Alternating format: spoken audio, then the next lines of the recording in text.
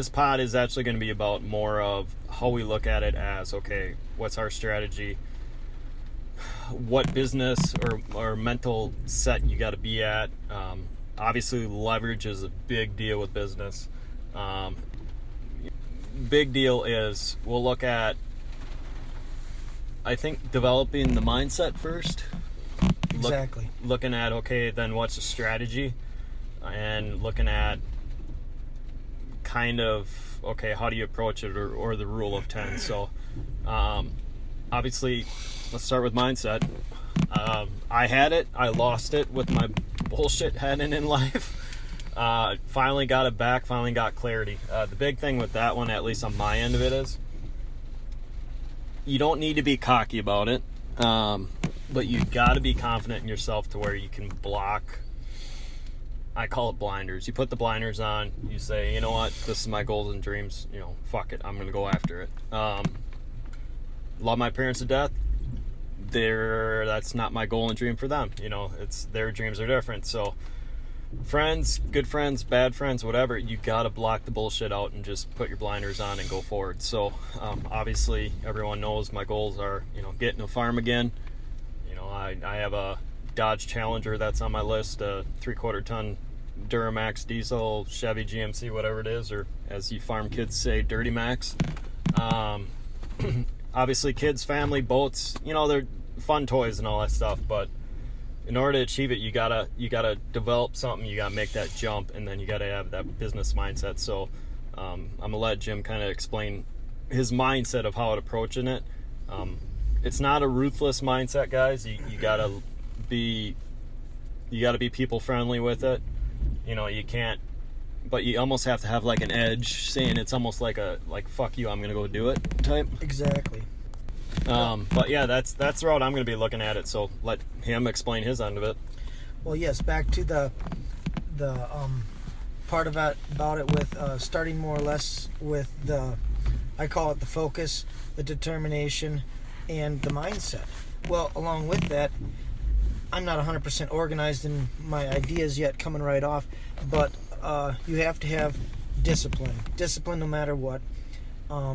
Discipline in whatever. Discipline in Chad buying a farm in the future, getting that good, cool-looking Challenger, getting that Dirty Max truck, me as well, with my toys. And then you have to have that discipline and that mindset and that focus point. If you don't have that, you're screwed till you do. And then along with that, you have to take emotion out of it. You have to take, the feelings have to be set aside. Yes, they're part of every one of us, we know. But the emotion and the feeling comes out of it because back to when I first bought my farm, I was hustling 3 jobs. Well, let me tell you, my buddies were like, hey, let's have some fun here. I'm the only one working. They thought, oh, you're chasing money, you know, and they're chasing fun. So I was looked down on a little bit sometimes. I was picked on because I wasn't always with the fun. Well, I was with the fun sometimes, but not all the time. Let me tell you, now, you know, I'm on that business mind stretch. I'm investing my time there. They invested their time where they felt comfortable with. They ended up there. And it's not about money. It's about time. It's where you invest that time. I mean, I have a couple buddies, the best electrician in the world almost. That's a little one-man operation. He is awesome. He's great. But he invests so much time into entertainment, fun, and drinking. Well, aside from his job, I take that same amount of time that he invests in that, and I invest it into my business and into my personal dedication life. Now, then he looks at me and he says, oh, you're one of them rich guys. No, you're just as rich. You're invested in a different area than I'm invested. Your investment shows out elsewhere. My investment shows out in monetary return value. Just like, you know, from toys to investment real estate portfolio to online digital real estate to whatever. But that would be more my biggest points would be dedication, motivation, determination, discipline, taking the emotion out of it, and the feeling. Yeah, we're in my car recording right now, and we're I'm chuckling on that one because I'm gonna throw this little joke in. I've known him for 8 years now, and obviously he's seen me with someone on my side for the majority of it. And we almost chuckle because when we get together, we can talk for hours and hours and hours. Like I said, we're going to have a multiple podcast here because that's just how we are. But he didn't know until today that my ex-wife did not like him. The reason why, sad to say now that I'm figuring out, is because I was stealing his heart because it was going to business.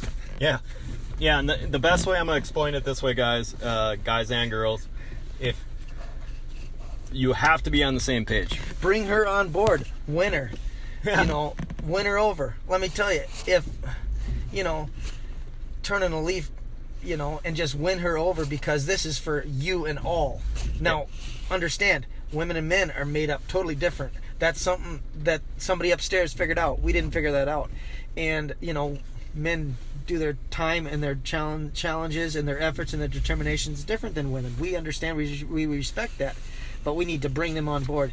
Yeah, and we're not going to get too in-depth of it. We already recorded with On the Wagon Pod about my previous round one. And I say round one. I don't need to go elaborate of it.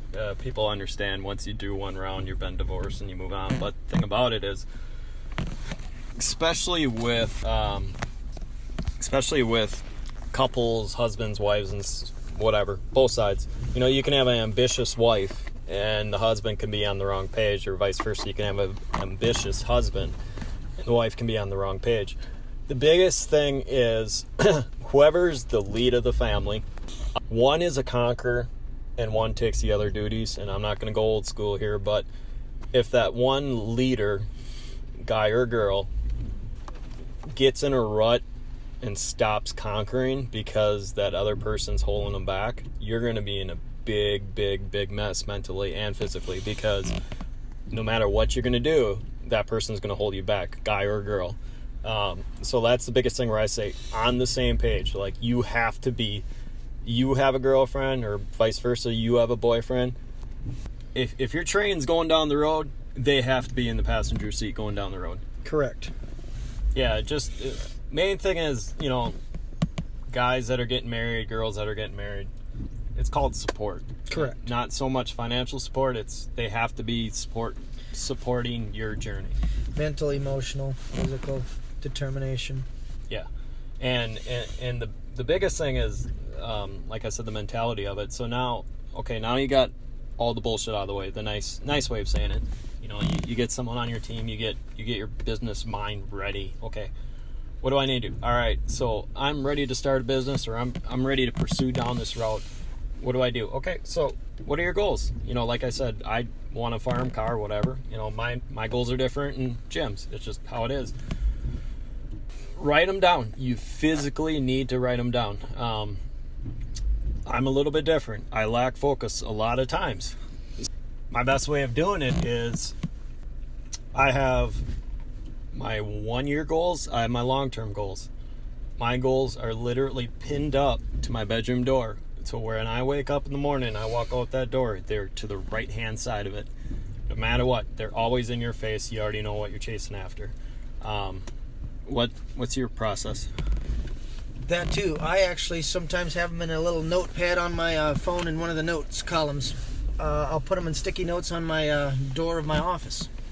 And yes, you have the day, you have the month, you have the half a year, and you have the yearly mark and the long-term mark. Part of my focus is, I already have a small farm. My focus is expand that a little bit, get into real estate, get into investment, and get into digital. And get from the school of hard labor to being the coordinator and the businessman and the one that manages and runs the system rather than is ran by the system. Yeah, and then that's going to transition to we're kind of explaining, okay, which landscape are you going to go after? And I'm not talking landscaping like trees and shrubs and shit. I'm talking about, okay, real estate landscape where you're physical buying properties, you're trading stocks, you're doing that. And then like we were discussing today, you have a digital landscape where it's like, okay, you have a physical real estate and you have a digital real estate. To me, my digital people might have a different definition of it. To me, my digital is online. I don't want tenants, and nothing against tenants. I'm more comfortable building stuff through the website digitally. Comfortable doing stuff, logistics, analytics, Facebook, all that stuff. That's my specialty, and better at it. I'm not awesome at it yet. There's a lot of people making a lot of stuff off that they're very good at it, but that's my space. So I'm more digital. Jim is more physical. He owns how many properties? Right now we're at 3. We actually had 6, but we're just playing the markets and moving from there. Yes. So he's more, more physical. So we're kind of in an opposite real estate landscape, but he's kind of flip-flopping in. I'm going to be 100%, like I said, 100% digital. He's going to be both, I'm going to say. Both. And Chad's going to pull over and get some real estate. I mean, hey, the farm's coming on one of these times. We're not sure what part of Wisconsin, but yet the best part, I'm sure. But so he'll be getting some of that. But obviously, that's going to be more from the farming aspect without tenants per se. So he's going to be, growing that part of the segment of the site as well. And my thing is a pronged focus. Just multiple focuses out where your heart is, where your dream is. It can be, a total different focus for you than what it is for us to. It could be 10%. It could be whatever. But another thing I'm going to say is the digital age is the age of the future. And if you don't jump in, you're going to miss out.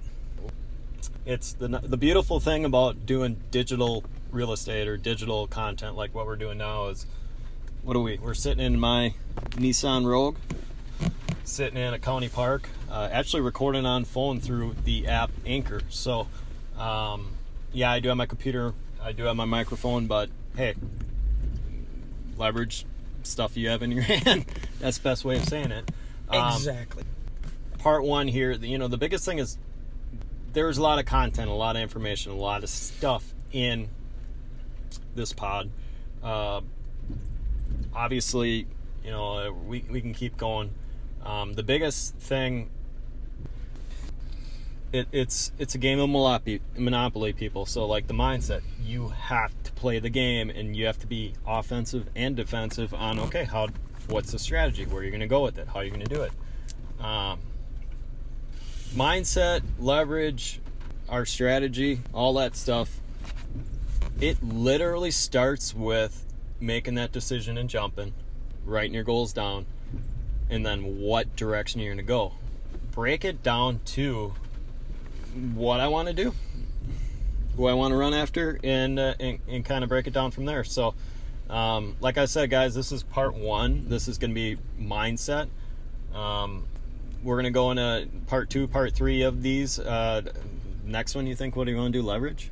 Let's do leverage, and this one's a biggie, guys. So stay tuned.